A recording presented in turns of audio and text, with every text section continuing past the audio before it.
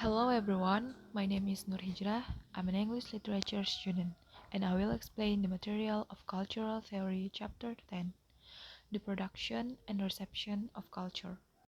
The media is very important in the production and the spread of culture.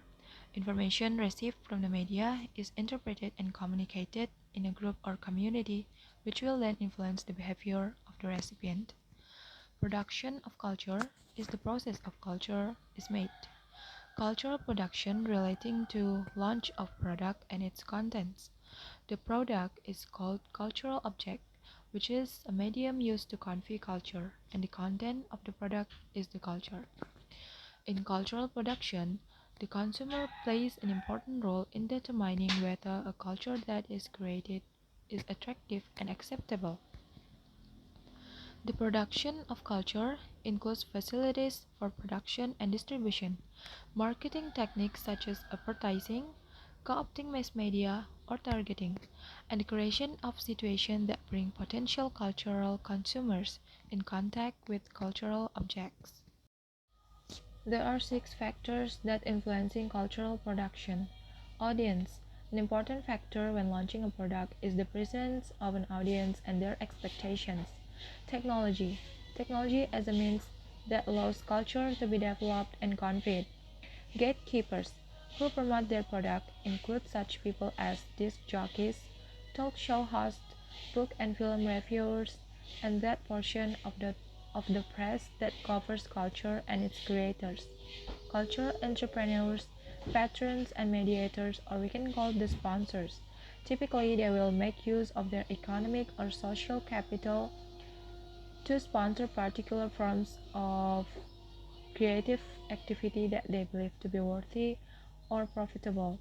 Government policy and state institutions who supports venues or for cultural display like museums, galleries, theaters, and festivals, and other kinds of infrastructure. Social condition of production or creative environment where artists work. We need to consider how and with what degree of freedom receivers make cultural objects meaningful, and we need to understand that this reception, the meaning drawn from the cultural objects, is not firmly and undeniably embedded in the object itself or subject entirely to individual quirks.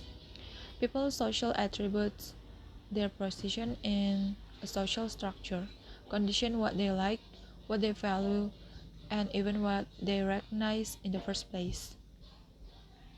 There are three audience ethnographies shown that viewers actively read texts and adapt them to their own uses and pleasures, demonstrated that there is no necessary correspondence between the messages encoded into text by their producers and those that are read by audience.